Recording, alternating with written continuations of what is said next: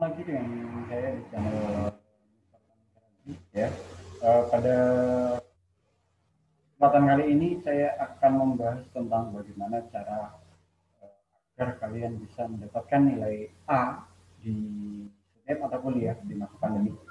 Nah, seperti yang kita ketahui bahwa selama masa pandemi ini mulai dari tugas, belajar dan lain sebagainya dilakukan dengan daring atau secara online dalam jaringan. Nah, tentu kita harus mensiasati bagaimana caranya agar kita tetap bisa mengikuti dan juga dapat nilai yang tinggi ya. Saya sudah coba di 2 semester ini dan alhamdulillah hasilnya memuaskan, sangat memuaskan ya. Di 2 semester ini IP IP saya 4, jadi seluruh mata kuliahnya nilainya A. Bagaimana caranya? Yang pertama tentu kita mengikuti aturan-aturan yang digunakan oleh dosennya. Ya, sekali lagi ikuti aturan yang digunakan oleh dosennya. Jangan sampai kita eh, mengirimkan tugas dan lain sebagainya sesuai dengan keinginan kita, tapi tidak sesuai dengan keinginan dosennya. Itu akan sangat fatal sekali. Ada kemungkinan tugas-tugas kita tidak akan dinilai ataupun dinilai dengan nilai yang kadarnya saja. Yang kedua, ikuti aturan di aplikasinya. Aplikasi apapun yang digunakan oleh si dosen, uh, kita pelajari dengan baik. Satu contoh, jawaban harus dikirim dengan menggunakan PDF, ya. Maka nggak usah repot-repot lagi kita kita lobby lain sebagainya, karena mungkin itu kemampuan aplikasinya seperti itu. Jadi sesuaikan. Kalau diminta Word dengan Word 2013 ya sudah Word 2013. Kalau diminta PDF, PDF kan saja. Nah, selanjutnya eh, mensiasati, karena kita pada belajar online ini kampus Merdeka ya, kita kuliah online katanya pusing dan lain sebagainya, sehingga ketika ada tugas jarang sekali dari kita membuka buku paket atau modul atau buku mata referensi-referensi yang berasal dari buku. Rata-rata dari kita akan bertanya ke Google atau ke internet atau rekaman lainnya. Silahkan, saya persilakan kalian menggunakan itu dengan cara lakukan pekerjaan tugas-tugas kita dengan cara yang cerdas. Nah, berikut saya contohkan. Saya screen. Di sini saya punya tugas. Tugasnya kebetulan sangat sederhana. Saya contohkan sederhana sekali tugasnya. Apa yang dimaksud dengan kurikulum? Ya, di sini sudah jelas apa yang dimaksud dengan kurikulum. Bagaimana cara menyelesaikannya? Nah, seperti yang saya katakan tadi bahwa kita akan menyelesaikannya dengan cara menggunakan eh, internet, yaitu kita menggunakan peramban. Nah, ini tuh. Kita lihat tadi pertanyaannya adalah apa yang dimaksud dengan kurikulum? Saya aja langsung. Oke, enter. Kita copy paste pertanyaannya, kita enter.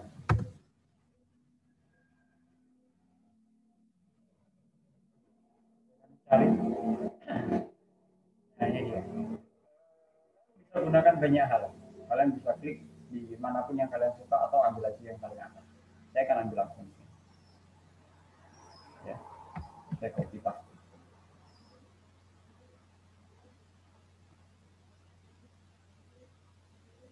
Saya taruh di jawaban.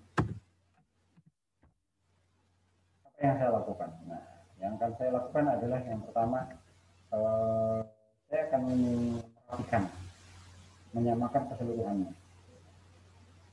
Ya. Baik itu jenis hurufnya, metodenya, pastinya, kemudian paragrafnya. Oke, kita paskan. Misalnya ini A, kemudian kita berikan nama.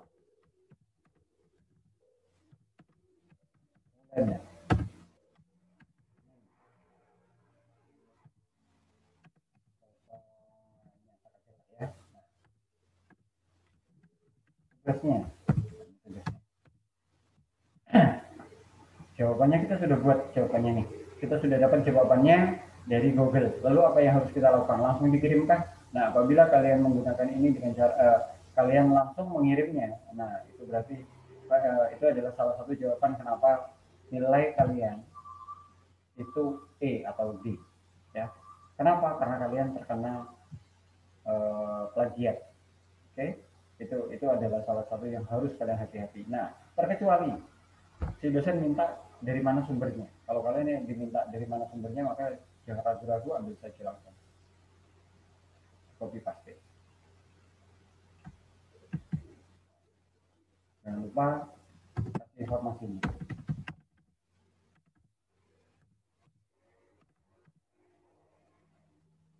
Tapi jika tidak diminta, sebaiknya tidak. Tidak usah. Nah, itu dia.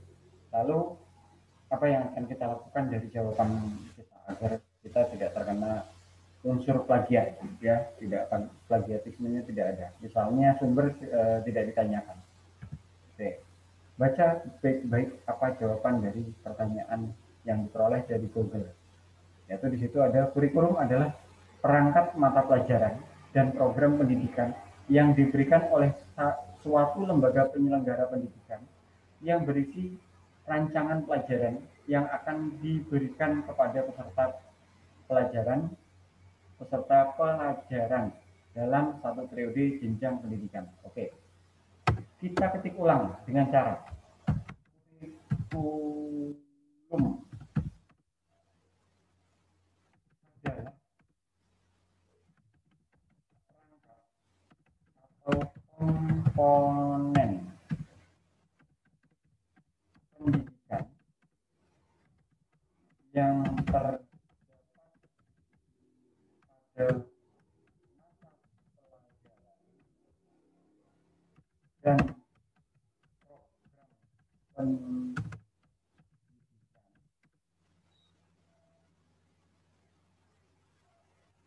yang dikeluarkan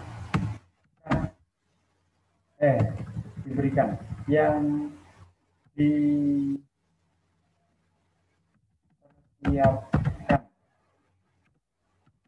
untuk lembaga pendidikan baik formal maupun non formal yang isinya merupakan rancangan pelajaran yang nantinya akan digunakan pada peserta didik